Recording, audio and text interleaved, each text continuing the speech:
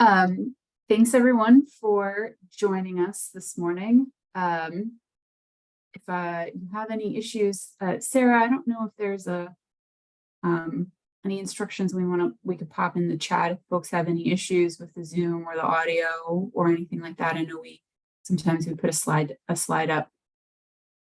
Yes, I will put the instructions in the chat, the call number, if you experience any technical issues, but as always, just send me a message in the chat if you experience any issues and I can troubleshoot with you. Please put any questions in the chat that you have throughout the session. The session will be recorded and will be posted on our website, theftp.org. Yeah, thank you, Sarah. And just a lot of our sessions have been webinars over the last couple of days, but this one is a meeting. So you can also raise your hand if you'd like to offer some comments or ask a question, in addition to, like Sarah said, putting questions or comments into the chat. So thank you for joining us. This is the NIH Data Management and Sharing Pilot session update. So just make sure you're in the right place. I'm Melissa Korf from Harvard Medical School, and I'm joined by Christi Keene from the University of Chicago, Jim Luther from Yale, and Michelle Bowles from NIH Opera, our favorite Michelle Bowles. And Christi, if we could have the next slide, please.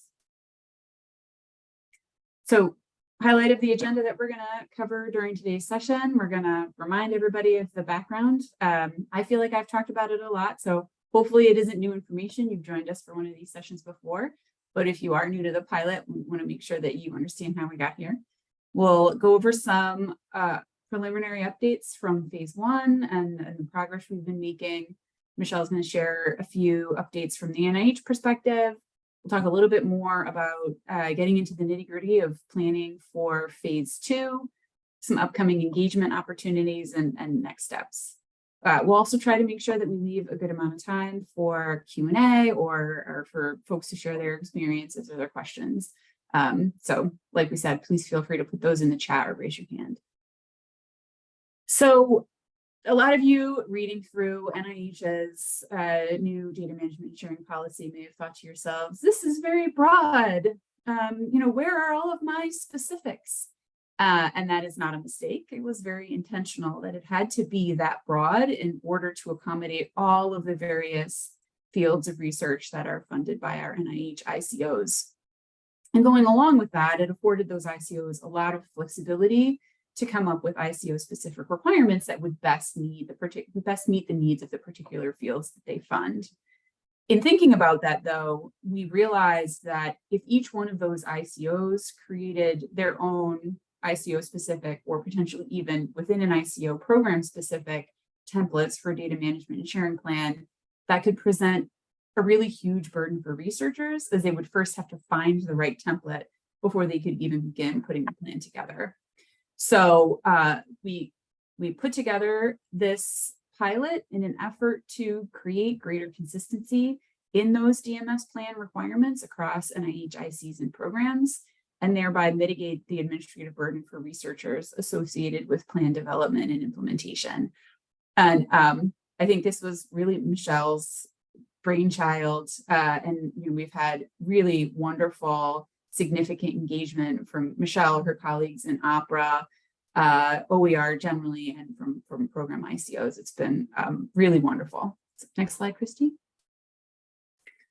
We're approaching the pilot from sort of 2 phases. The first phase we're in the middle of right now, and that is focused on that DMS plan template. We worked with program and ICO representatives to come up with 2 potential template options. Alpha is a very prescriptive template. It's a smart PDF form that really guides a researcher through providing all of the information that the program would need to evaluate the plan. And then Bravo, which is also a lot more prescriptive than the sample format page than folks might be familiar with, that NIH published about a year ago. But it also allows a little bit more free text option. And we're asking researchers to give these templates a try. It's perfectly acceptable to use one of these templates in the actual DMS plan submission. It's actually encouraged to use one of these templates in the actual DMS plan submitted in a proposal. And then we're gathering feedback from that researcher faculty perspective on their experiences in using the two templates. The goal is not necessarily to pick one of these specific templates as the final template that might get rolled out, but rather gather information on what would make a template most effective, so that if/when a template is rolled out, we've really made sure that it's going to meet or best, meet most people's needs, or, best meet the needs of the community.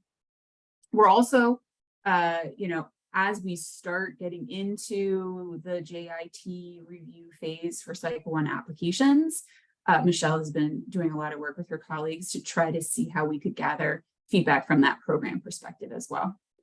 And then phase 2, so we've kind of ordered these phases intentionally because we first have to know what people are proposing, and that comes in with the DMS plan template. And then we can get into how will we pay for it. So phase 2 is going to focus on cost policies. How can we establish common cost principles, identify the types of costs required, the amounts of costs required, and how can we, best address additional unforeseen costs and maintain the spirit of the data sharing policy. We're well into the planning phase for that second phase now, and we hope that we'll kick off some official activities in December. Next slide, Christi. Just from the institution perspective, some of the great value of participation in phase 1 is that both templates have been specifically designed in consultation with program staff to ensure that those templates are providing all of the information that they anticipate they'll need in order to evaluate and improve a plan at award stage. Anecdotally, from my own experiences at my institution, when we were doing a post-submission review of some submitted DMS plans using the sample format page, it was really hard for us to pick out some of the information we were hoping to gather. What repository are you planning to use? What data type are you planning to use? Because in some cases, it wasn't clear, or it's spread throughout a couple page document. And so the templates really help make sure that we're trying to streamline as much as possible that award phase review. It also reduces the need to add a whole bunch of extra text. Some researchers, they like writing in paragraphs, and that's their jam. But a lot, really value the ability of just being able to provide the answer to the question rather than struggling to put together a whole bunch of narrative text. And it also really affords an opportunity to come to the table with our NIH colleagues to discuss our experiences, refine the DMS plan template, and as well as address other challenges that our institutions may be experiencing in implementing the policy. Next slide, please. This is a list of all of the participants that have officially signed up to participate in phase 1 so far. A huge thank you to all of these institutions for your participation. We have heard from other institutions, not necessarily on this list, that they're sort of informally participating in the pilot by encouraging their researchers to give the template pilots a try and submit feedback via our questionnaire. But formal participants are required to also submit quarterly reports, and these informal participants just felt that they didn't have the capacity to provide those. So we do have a number of other institutions that are giving the templates a try. Next slide, please. We are always willing to take additional participants into the pilot and have additional institutions join us if they now feel like they're able to do so. Originally, when we were kicking off phase 1, we'd heard that needing to get the templates into DMP tool was a bit of a hurdle, that some institutions had made such a big push to encourage use of DMP tool that, asking researchers to now try something else might have been a difficult messaging. The templates are now available in DMP tool. Christi's going to give a little bit of an update on that in a few minutes. So we're really trying to reduce those hurdles to formal participation. And so if folks now feel like they might be able to join us, we're always taking new members. If you send us an email, our email is on the FDP website as well as on this slide. We'll send you all the information that you need. And just a note, if you're speaking with colleague institutions who may not be FDP members, we are not necessarily limiting participation just to FDP or member organizations. We have to make sure that these templates would work for all of the breadth of recipients that are funded by NIH, not just FDP member organizations. And then I think, Christi, I'll hand it off to you to talk about some of our early feedback. Thanks, Melissa. All right. Thank you to everyone who has been submitting data from the submitter perspective. And so we want to share kind of what we're seeing so far in this early batch of data. So one of the first questions we ask is what template did you use? So as you can see, approximately around 60 submitters have provided that data so far. And there is quite a bit of use of alpha, still kind of toying with the idea that perhaps that's because it's first, like in the in DMP tool right after that sample format, or is it really best meeting the needs of the submitter? And you'll see here there's some other, we have met with interested institutions that have also shared that they've provided researchers with their own templates. So kind of institutional specific templates are probably included in that other. One of the things we wanted to look at is how much time did researchers spend completing that plan? So as you can see, the majority, it's that 2 hours and under mark, which is kind of what we would have expected to see based on NIH guidance and just the type of information that needs to be provided. So not surprising there. And then we had also asked about how much time did others spend helping you with this plan? So recognizing that this isn't necessarily just the faculty member who's submitting the proposal, they're also working perhaps with libraries or others on campus to develop these robust plans. And so in most cases, it was less than an hour that others were assisting, but that hour is also pretty predominant there. The not sure, I think, if we were able to dig into that more, I'm not sure if that's the person wasn't sure who helped or just how much time the others spent helping. So I think as we get more data, again, we're only around 60 submitters that we're looking at, we'll see some more trends.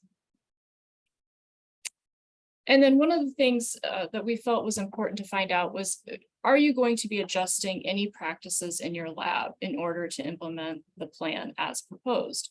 So I think this one might be interesting to talk about now and then talk about maybe a year from now when they're submitting RPPRs and have you had to adjust? Maybe you didn't foresee this need at proposal stage, but now you do. And in majority of cases, no, it reflects standard practice in their lab, which is great. But others in some variety or another will need to adjust practices in their lab, either minorly or a little bit more significantly. So again, I think that's an interesting one to look at maybe a year from now. And then as Melissa mentioned, the templates are in DMP tool. And so we're really excited to have researchers use those in DMP tool if that's where they're most comfortable. As you can see here, this is that kind of starting screen where you select which template you want to use. The NIH default DMSP is the sample format that many people are familiar with, and then the Alpha and Bravo are just below that. So far we've seen pretty good use of DMP tool, which this data includes some of the test cases as DMP tool was rolling out these templates. But I think this speaks to the use of DMP tool and how important DMP tool is to the pilot, to be able to submit plans and to use those tools there to develop the plans. So there's been 180 uses of Alpha, and 90 uses of Bravo. So we're trying to get a little bit more refined data to get rid of the test cases, but I think that does, kind of match up with what we saw in the first slide, where alpha is being used pretty heavily. Again, that's more prescriptive, a smart form, that maybe that really is an option that people truly like. I will now hand it off to Michelle to provide an update from the NIH perspective. So thank you, Cindy. Thank you, Melissa. And thank you everyone for joining today. The one thing that I wanted to really start off with before we start with the NIH update is just to really let the member institutions that are participating in the pilot, as well as the NIH staff across the enterprise, whether it's the program official, OSP, OER leads, and that kind of thing. I just want to, acknowledge that everyone is working really, really hard to maintain momentum, because this is very early in the demonstration. And so we want to make sure that folks understand that we are sitting with bated breath, trying to make sure we gather this information so that we can share it with you guys and so that we can get it right at the outset. I think the beauty of this is that we started off very early and anticipated having a little bit more data to work with as we were working through some of our updates. So as I go through my updates, I just want to speak on behalf of Opera and the program officials that provided us the preliminary data, just to say thanks and to say that this is information that I think we should really be mindful of as we're moving forward in the pilot, in the demonstration pilot. And the reason why is because I think one of the things that we've anticipated is that there will be a lot of back and forth with working with the program officials across NIH, not just those that are members of the pilot, but we want to make informed decisions and have recurring meetings with our colleagues in the program arena, just to make sure that we are gathering the information, understanding it, and then communicating it back to our colleagues here at FDP in a way that makes sense and making those connections for us. I think the beauty of the pilot is that we have so many different arms. We have our recipients, we have the program officials, we have the compliance and policy office, we have the Office of Science Policy. So it's just a rich group of folks that I think we will see that the outcome of this pilot will inform a really, really good implementation of the policy, and will truly streamline burden on ourselves at NIH as well as our recipient community. So with that being said, I'm going to start off, next slide, Christi, just by making sure that everyone is reminded that NIH did issue the guide notice that we promised to issue regarding making sure that we moved away from the single DMS cost line item and moved back into our standard budget categories, where the DMS costs will be requested across the appropriate budget categories. We wanted to make sure that we did not place our recipients at risk for an audit. And we also wanted to make sure that we were not at risk for an audit. So we are implementing the Uniform Administrative Regulation cost principles and using those appropriate cost categories the way they should be used, and the way the recipient, our recipients should be communicating them and documenting them back at their at the institution. The other thing that I want to make sure of is that when you are including your DMS costs in the appropriate cost categories, we want to make sure that the estimated cost details are within the budget justification. We also highlighted the fact that if you can, highlight how much of the funding or the request is related to DMS in those cost categories. That is something that we suggest and strongly encourage, but it's not going to be a ding against you if you don't. But we do want to make sure that any costs that are related to DMS should be provided in the appropriate categories and properly justified. And so using all of the RPPR modular forms, the research-related SF424 forms, please make sure that those forms are used properly using the instructions that you would always use in any other cost category. So we want to make sure that folks understand that this is not new. We're just going back to the way we should have done things in the first place. So if you have questions, feel free to reach out to Opera, and we will help navigate those responses. Next slide. And so as a part of what I was sharing earlier in terms of gathering feedback, I think we're much like Christi, Melissa, and Jim, still, in the infant stages of gathering feedback. But I felt it important to reach out to the program officials to obtain permission to just share a few of our observations initially.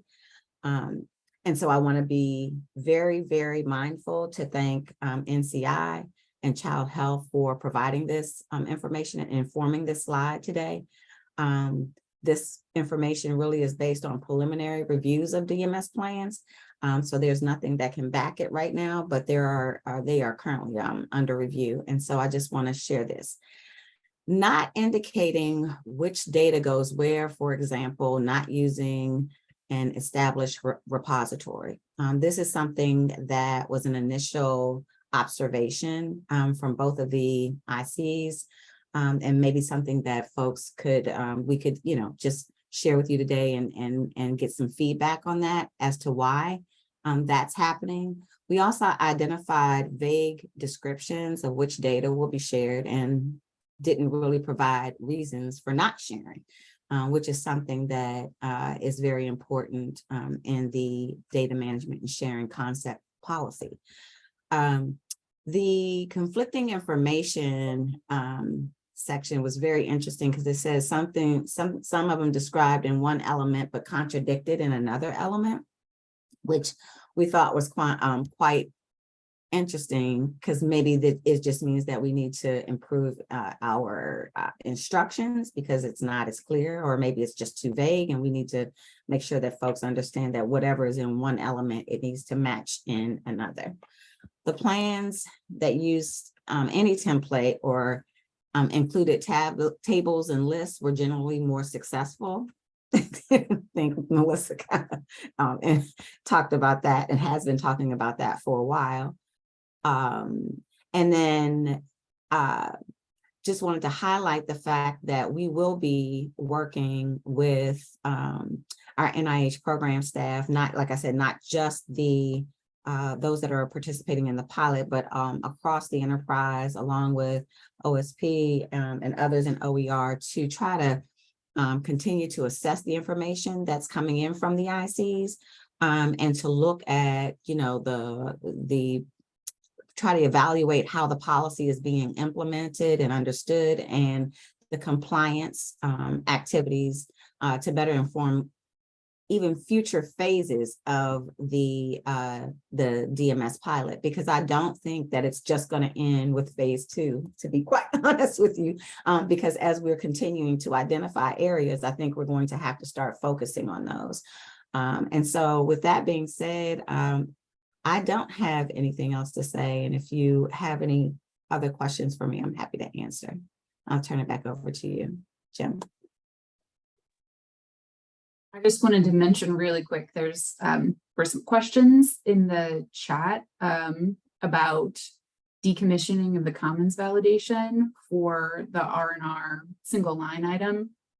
And thank you, Stephanie, for providing the answer. I remember that Cosima provided this update on Tuesday, and that is scheduled for decommissioning tomorrow, so that for proposals for October 5th deadlines and later, won't have to worry about. Yeah, they won't hit the validations. Yeah. Yeah, that's an important point. Thank you, Stephanie. Michelle, I think there was a question when Cosima was doing her update yesterday or the day before, I guess the day before, about can you give some examples of what budget descriptions would look like? Is that something that you guys are thinking about in FAQs or elsewhere, about like what level of detail would be helpful in the budget narrative? No, we hadn't. And the reason why we hadn't was because we wanted to didn't want it to appear that DMS was going to be something different than any other budget cost that you would justify. And we feared that if we start, really targeting that it would appear that we're asking for more than what we would ask for normally under any other budget justification. Okay. And so I think if we need additional information, the agency has the administrative regulatory right to ask for additional information, but I don't want that to be the norm. I feel like that would create more burden, and you might see a higher number of requests coming from certain ICs versus others, as opposed to if we just leave it the way it's supposed to be, and you provide a proper, justification for those costs that are being requested. I think our institutions are very savvy and can do that very easily. I think when we start, kind of highlighting the fact that we need this, or it needs to be worded this way, I think that really does make it appear that we're making DMS costs something different than any other normal cost category, if that makes sense. Okay, that does. Melissa or Christi, any follow-up or any other questions? I see there's a new question in the chat that says, Michelle, can you clarify acceptable timing of sharing on acceptance of publication? What happens if data is not published when the award is over? So the actual policy is quite clear on that piece. One second, where it talks about as soon as the data becomes available. And the fact that it might be a scenario that the data might become available after the award is over, we would expect that the recipients could go ahead and share, because that was what was a part of the approved plan and a part of the term and condition of the award. The question then there becomes, can NIH enforce that beyond the period of performance? And the challenge with that is that if a recipient accepts the terms and conditions of the award, draws down on the award, and says that they're going to provide the data management and sharing plan at the time when the data becomes available, as soon as the data becomes available, and if that's after the award, we fully expect that that would be the case. And the other piece to that is that if that is what's in the plan and the program official accepts it and it becomes a terms and condition of the award, okay. There may be a situation where a program official says that's really not acceptable, and they may negotiate something, different from what's in the policy, just to make sure compliance is attained. But the real outcome is that NIH would expect for the data to be shared, even if it's post the performance period, especially if the program official and the PI have agreed upon the plan. And NIH would look to, determine what kind of challenges could be considered if these plans are not shared, though the plan was approved, accepted, and made a term and condition of that award. Might be a situation where we have to, extend. I don't know, but we do expect for those plans to, for the data to be shared, regardless if it's after the award. And there are a couple questions in the chat, Michelle, just about with the change in the budgeting, budget justification. And it's my understanding that, even though NIH reverted the application instructions on budgeting, NIH still does need to track how much this costs. They need to be able to have an estimate for DMS activities.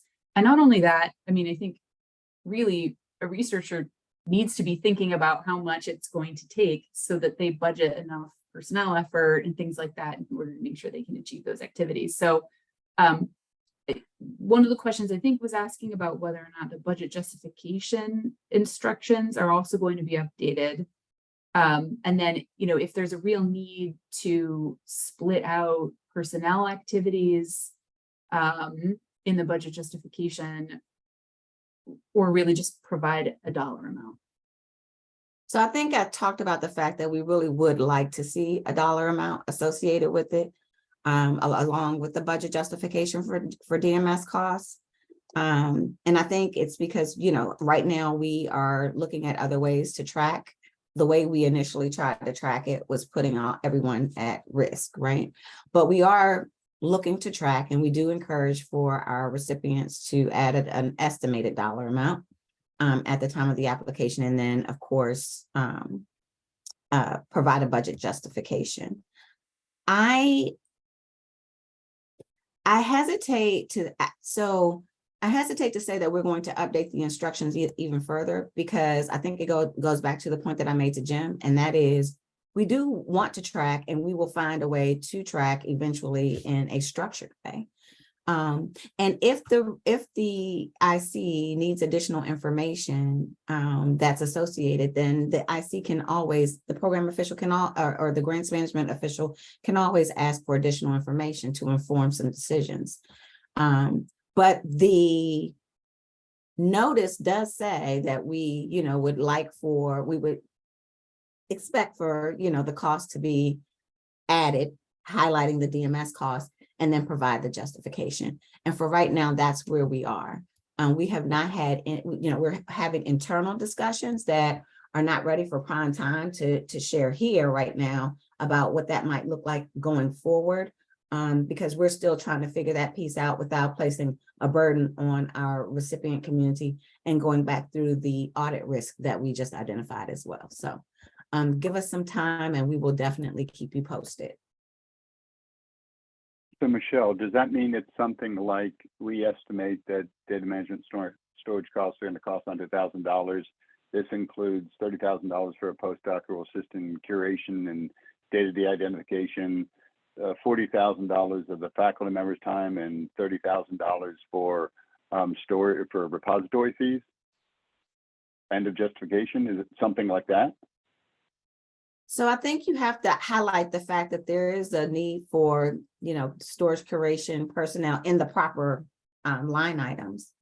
If you can pull that information out and that estimated dollar amount, sure, provide it. If you don't, okay.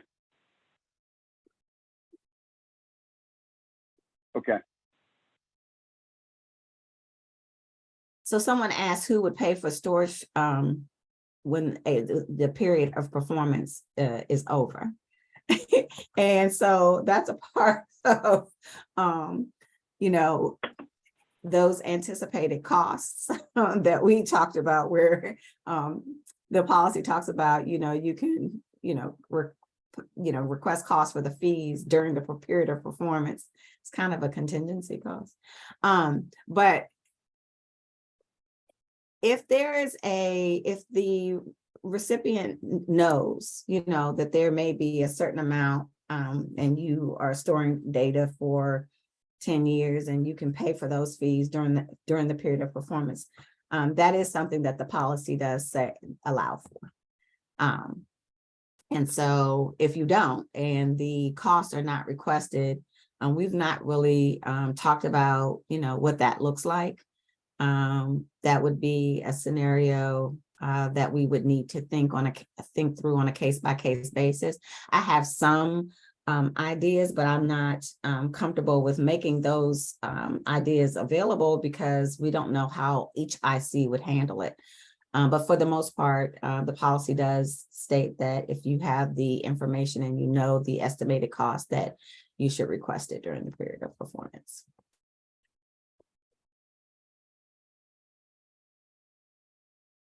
Michelle, I think that kind of goes back to one of the anecdotal updates that you provided, talking about the difficulty in selecting a repository, but ultimately how important that is at the outset. So I think that's something, we might talk about a little bit in these next few slides as far as phase 2 goals. We have a few questions in the chat and we will aim to get to those before the end, but I think, Jim, if you want to take it away with phase 2 discussion. That's great. Thanks, Christi. Yeah, because I think phase 2 might set the foundation for these continued discussions anyway. So next slide, Sarah. So, you know, as Melissa said, the pre-planning for this discussion with FTP started about 14 months ago. I think some of it was hatched at a COGA reception, actually. And we knew one element, as Melissa and Christi talked about, was all about the data management plans. And we knew the second was going to be about money and cost principles and allowability. And both of these were, as Melissa shared, were highly driven by Michelle and her team as things that were certainly incredibly important to us, but also incredible to NIH. So this goal was written about a year ago or more, right? So I would imagine it'll be refined a little bit as we proceed into this. As Christi mentioned, there's about 20 institutions in phase 1. As we proceed to phase 2, and we should clarify, this is a concurrent phase. We're not stopping phase 1. We're continuing doing everything we've been doing. If you're interested in phase 1, we'd love to have you join us. There's great engagement, great opportunity, as was mentioned in roundtables and other discussion, but we're also adding this discussion about cost principles and cost required and those types of things. We hope to have more of a detailed plan of what we're going to do in early December, right before the holiday break, somewhere around that time frame. Next slide. So interestingly enough, if you remember from our May meeting, we had done a thought exchange, and the number one item on the thought exchange related to the fact that I'm reading it here. It's difficult to separate personnel expenses for data management activities from other personal expenses when they're intimately tied together. This is challenging at proposal stage and likely will be at our PPR stage. So I think as we talk about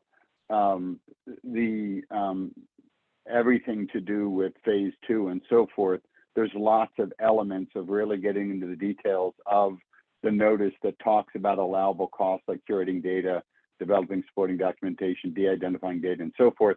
And one of the things, and I'll invite Melissa either in this slide or the next slide to talk a little bit about, you know, what would be helpful for the institutions. Is it creating some type of effort estimator that can estimate the difference between doing the science and working with the data and that difficult transition to what is a data management and sharing cost.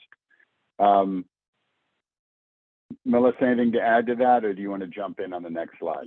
Yeah, I mean, I think, you know, anecdotally at my own institution, in talking with researchers, you know, the number one concern is just personnel time, right? In terms of, you know, the best person to clean the data and prepare it for deposit is the person that created it. And varying between labs and practices, you know, you hear anecdotes of, well, it takes 50% again of the time it took to create the data to prep it for deposit and make sure that it's cleaned and everything.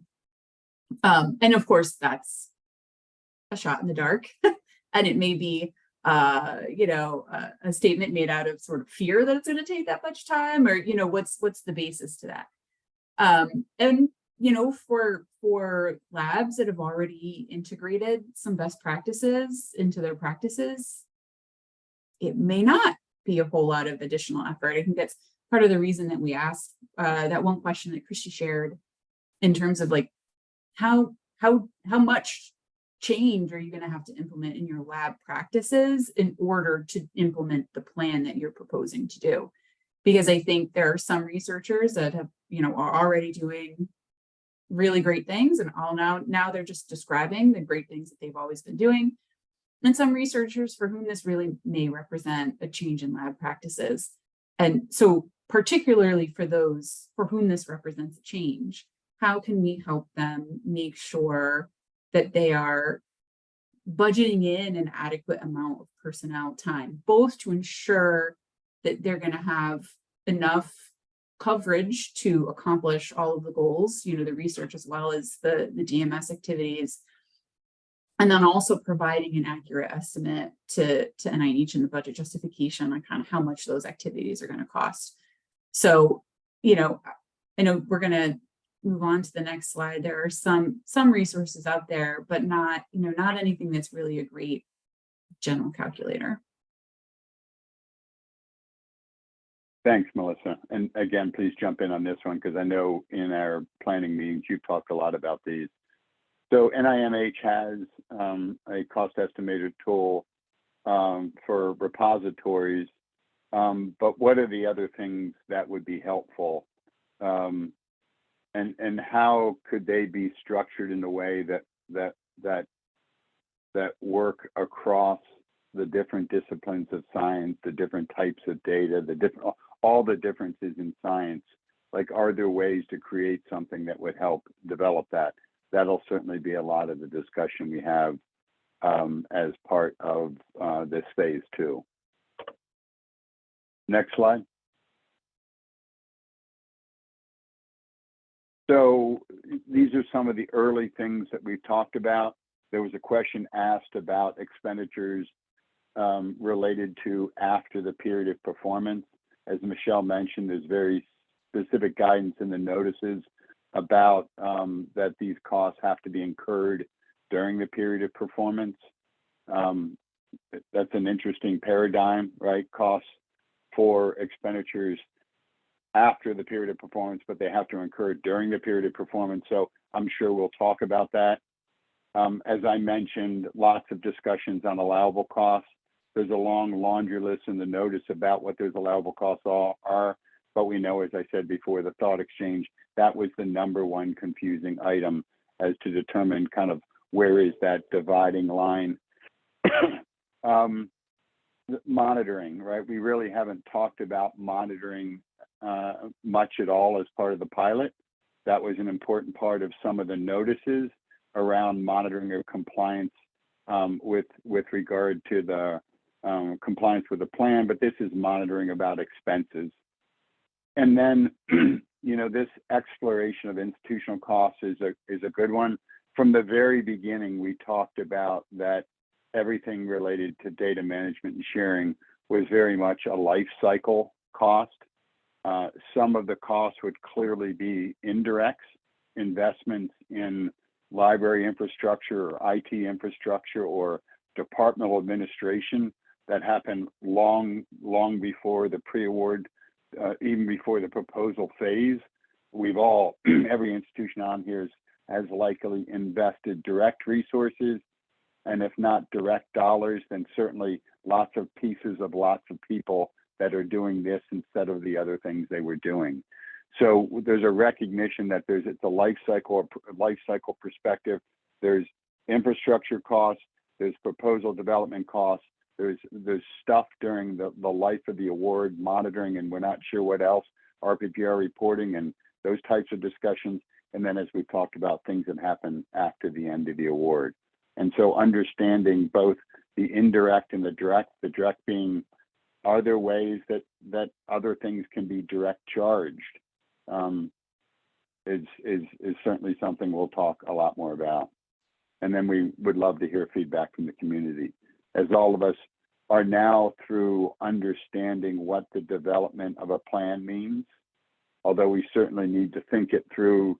I know anecdotally, there's probably lots of institutions that submitted plans with $0 in the single line. We've yet to see, as Michelle has pointed out a little bit, like what's going to happen at just in time and how that's going to be reconciled. And there's so many aspects of that.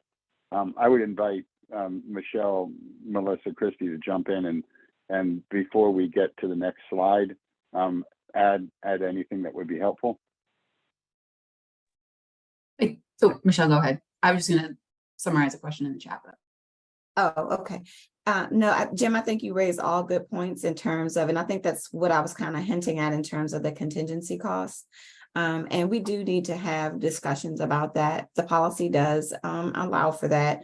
And I think we will need to determine, even through the pilot, how is that going to look, and what does that look like in terms of if an institution doesn't necessarily know at that time, or decides, they want to have a storage life or need a storage life for a certain amount of time, and then find out in the end that it's much longer than they ever anticipated. And those are the things you just can't, these are unanticipated costs that you just can't foresee. The real challenge, though, will be, how we will look at these and respond in terms of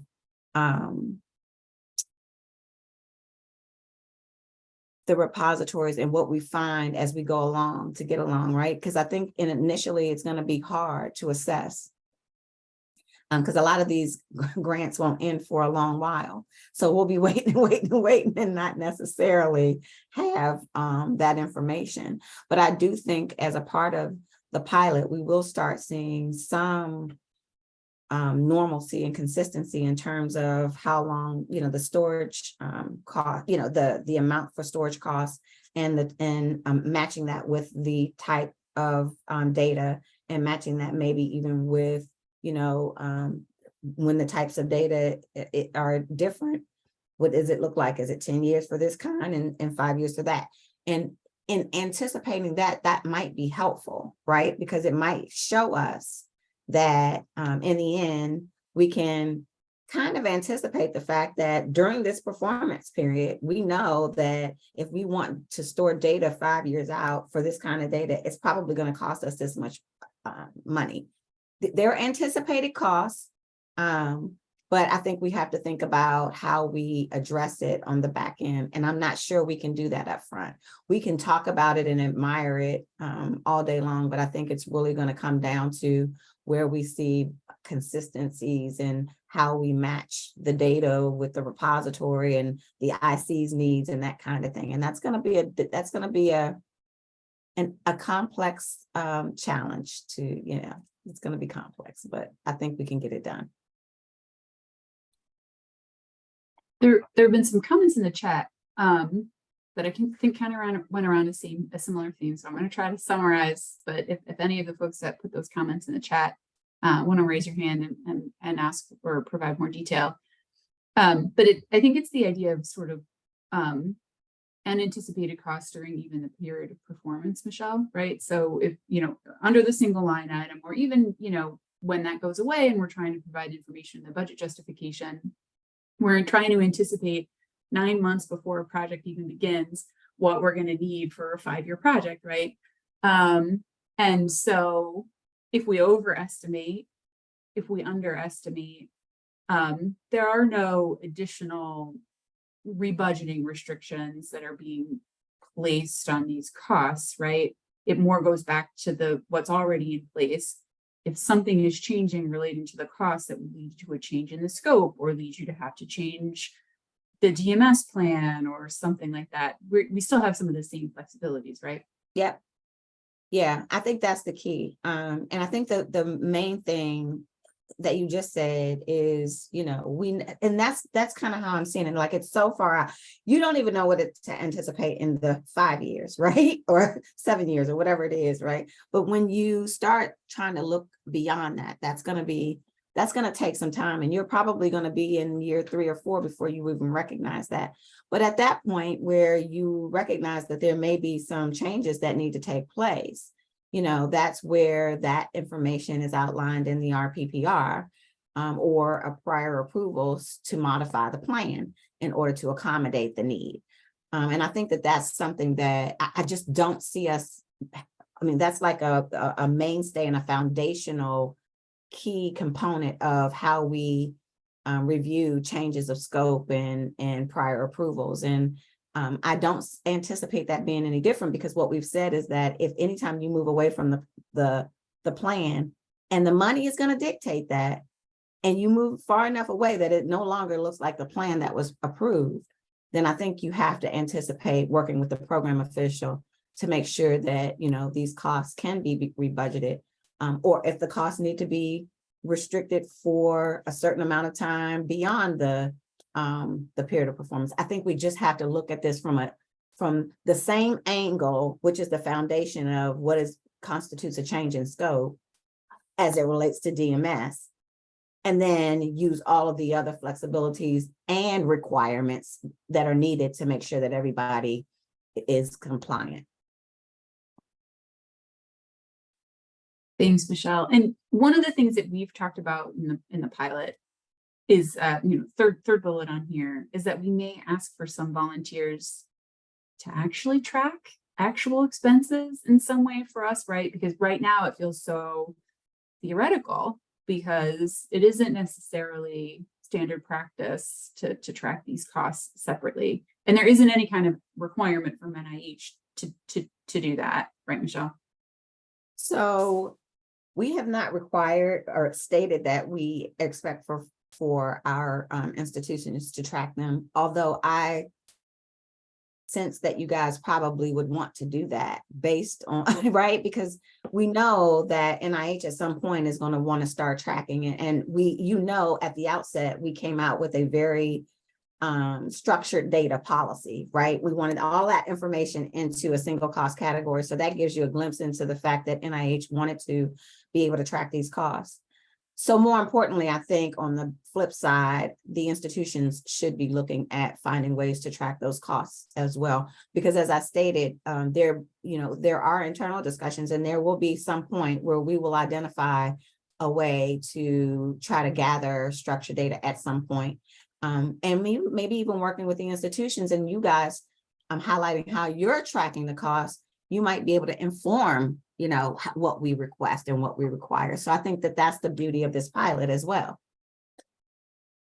Yeah, thanks, Michelle. I think it's one of our great challenges, and potentially why I think it was Jim who mentioned that we've seen a lot of budgets go with $0 because we don't have the data, right? So if we want to be able to kind of more accurately estimate what this is going to cost us, so we can be building better budgets and asking for the costs that we need to support activities. At some level, someone's going to have to volunteer to track some of these expenses. So I think that's a call for volunteers is what I'm hearing for phase 2. So yeah, I think these are all very important points that we've heard from COGR that the institutional costs are significant.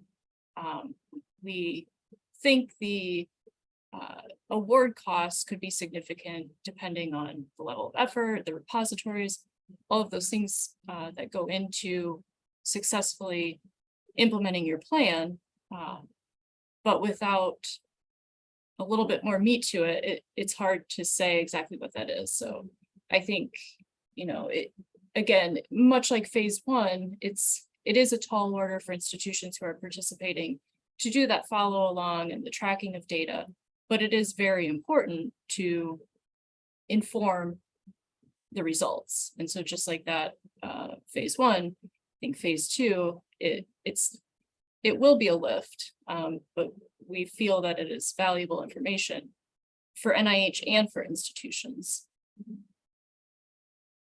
to accurately reflect the costs that go into this. Yeah, I think in terms of, and that someone in the chat asked a really good question, and I knew it was going to come. Where it was, will we be able to ask for supplements for these unforeseen costs, say in year 4? And that's kind of where I was going with that, and saying that, one could always ask for an administrative supplement, but it doesn't mean that the IC will allow for administrative supplements for DMS costs.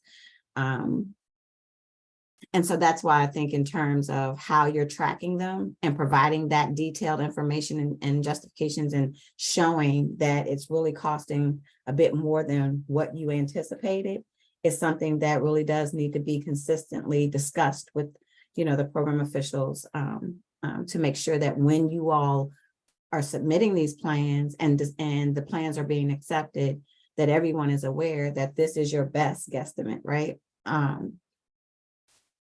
And I think, we have to recognize that there may be some administrative supplemental requests that are received but may not be approved. So we just need to think about that. And that's the piece. Like, we really want to make sure that in that back and forth and in the just-in-time requests, when they come, if these plans are changing, or if we're not sure, talking through, what does this look like? Should we just estimate this amount?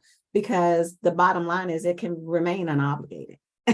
You know, it can, but if you don't ask, you don't get it, right? And so you want to make sure that you identify what that plan requires, what that repository requires in dollars, as much as you can, and then track it so that you can, you know, have internal documentation to support additional requests, or to highlight really for us how we need to be tracking and what this is really costing across the research enterprise.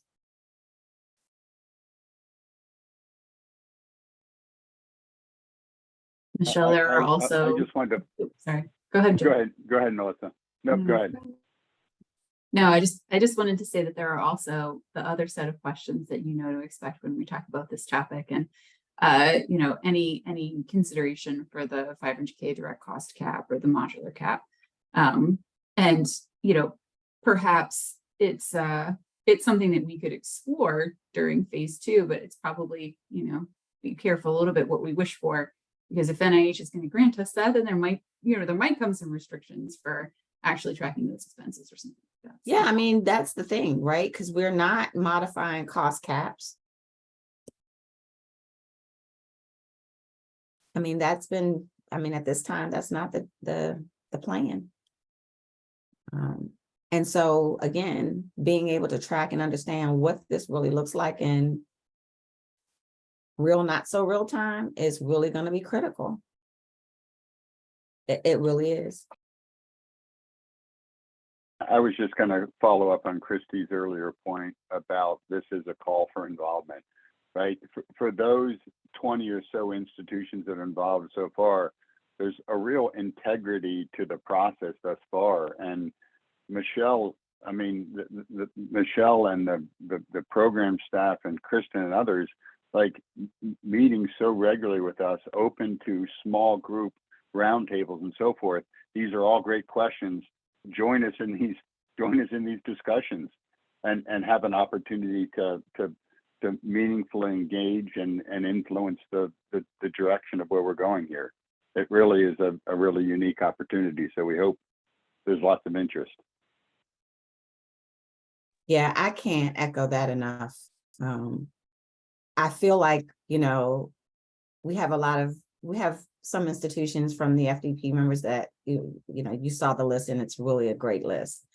But I also feel like that there are some institutions that are sitting on the sidelines saying like, how is this going to look? And that's not always the great way to go, because, you know, you might have information that can help turn this pilot into like a complete, like expedite the information that we need to think about how NIH and the recipients can manage the policy. Now, the bottom line is that many feel like, okay, this is not new for, you know, many of our grants that are over 500K, you know, it was always a need. And so, and that's not a low number. But there are many institutions that this might not have ever hit that we really would like to have you engaged, because we really need to see what that looks like from your perspective. Because that's going to be a very different look from, you know, Yale or Harvard, or it's going to be a very different look. And it really does need to be considered, which might help even the larger institutions, to be quite honest with you. So, you know, the sideline show for this one is probably not the best view.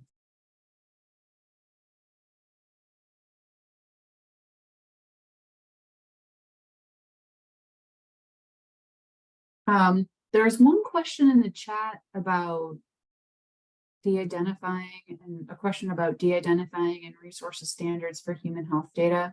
I don't know if someone wants to unmute and just provide a little bit more information on the question.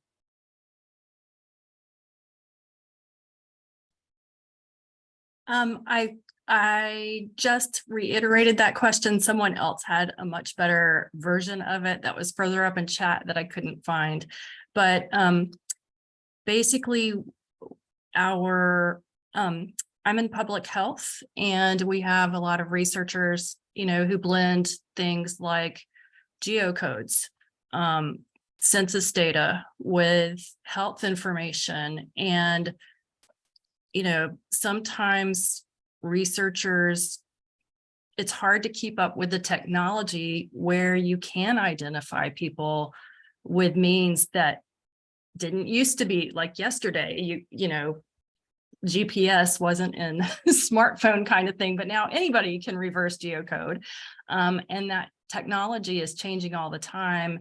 And I think from what I hear, public health researchers and health researchers in general are very nervous about walking this line between meeting DMSP standards and not getting funded because they don't meet those standards, and sharing private confidential health data and making mistakes on, thinking things are not identifiable when they actually can be used later, especially in this fast moving AI world where everybody can scrape data, put it together, and then find someone.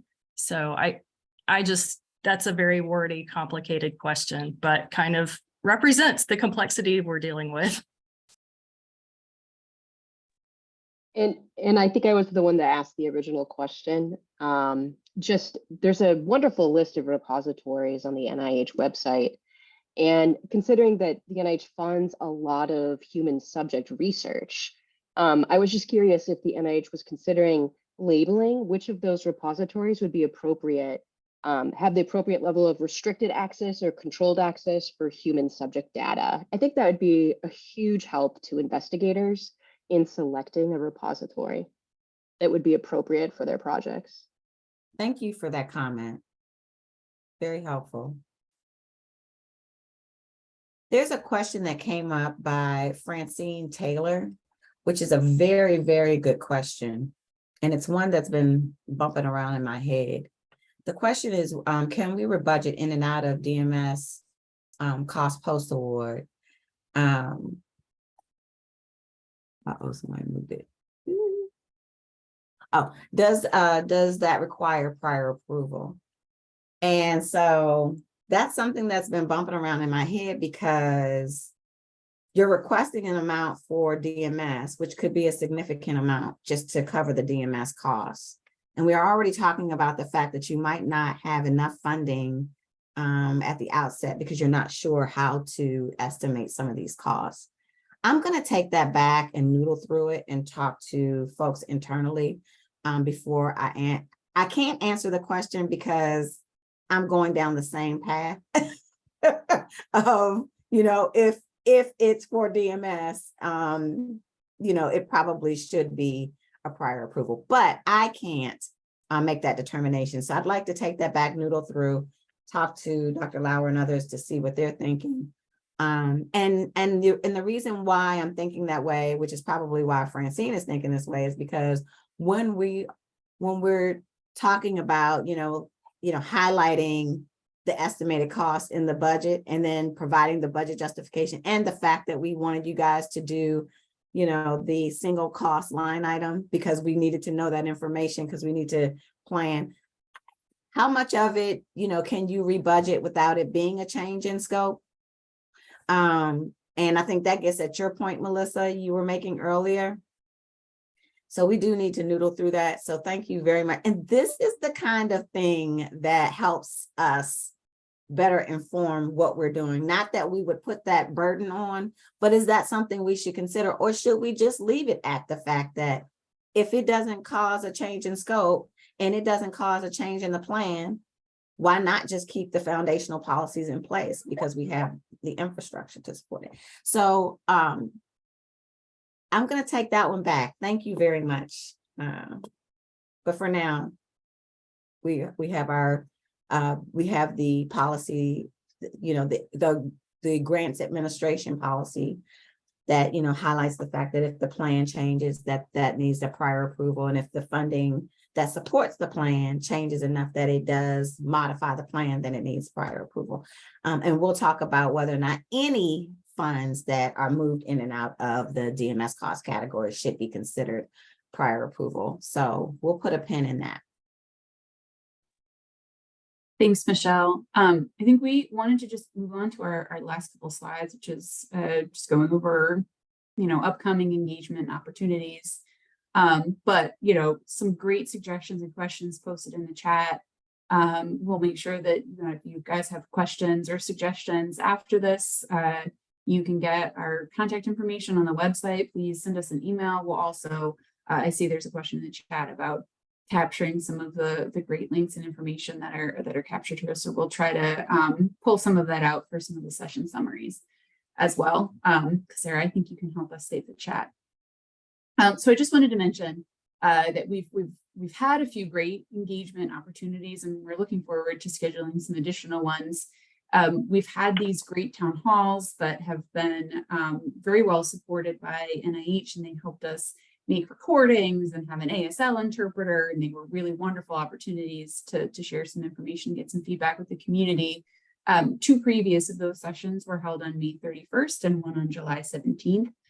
And those recordings have been posted on NIH's website, which we've also cross-posted on the FDP pilot website if folks want to go take a look at those slides or that recording. And we're in the process of scheduling our next session for early December. We were originally very excited, and we hoped we'd be able to have, something much sooner than that. But I think until this moment, none of us quite realized the actual timing of funding for Cycle 1 applications. And, we hoped that a lot more would get funded in September than is. So we want to make sure that we have, some really quality feedback to share from JIT stage, feedback on submitted plans. And so we're looking for a date sometime in early September where we can have another town hall and talk about some of those experiences and share some of that feedback. And then next slide, please. We're also going to schedule sort of our own internal FDP member institution information sharing session. So a lot of our roundtables were together with NIH program staff, but we thought it would be good for us to have an opportunity for pilot participants to share information with each other, regarding how it's going, encouraging faculty to give the pilot templates a try, early stage JIT feedback, and kind of just that institutional perspective on how that's going and how we're responding and share information with each other. So we're going to plan that for October 16th, 2:30 to 3:45. Zoom information is going to be forthcoming. This isn't going to be a session that's limited only to FDP or to the pilot participating institutions, because of course we want to make sure that folks who are interested in participating, or those folks that are sort of more informally participating, have an opportunity to share feedback and learn from each other as well. So we're looking forward to those. And then I think next slide. Just a reminder of our website and some of the resources that are posted there. And Stephanie has posted in the chat a reminder that the new FDP website is coming Monday. And that hopefully the DMS pilot webpage will automatically redirect. So I think if we move on to the next slide, we're just into the sort of discussion and Q&A.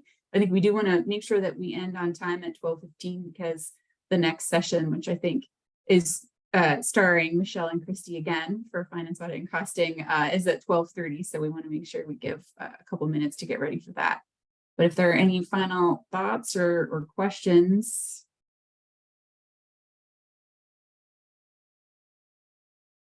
Or Jim, Christi, Michelle, any last comments? No, there are a couple of questions that I think I'll be able to turn into FAQs. Very good questions. A couple about whether or not they should enter 0 into I'm assuming this means into the appropriate cost category. Because I think it was Francine again. No, I don't know why, I'm pulling Francine. I promise you, Francine, I'm not picking on you at all. Just good, really good It looks like she was asking whether or not they still need to put, you all still need to put 0 in the budget. But I'm assuming because it's now in cost categories, she's asking whether she should put 0 and say that there are no costs requested in each of the cost categories. That's a very, very good question. So I will make sure to address that one. Great. All right, well, I think that brings us to the end of our session here, and just a plug for the next session coming up at 12:30, which I think is finance, audit, and costing, and the faculty business meeting. So we hope to see folks there. So much, everyone.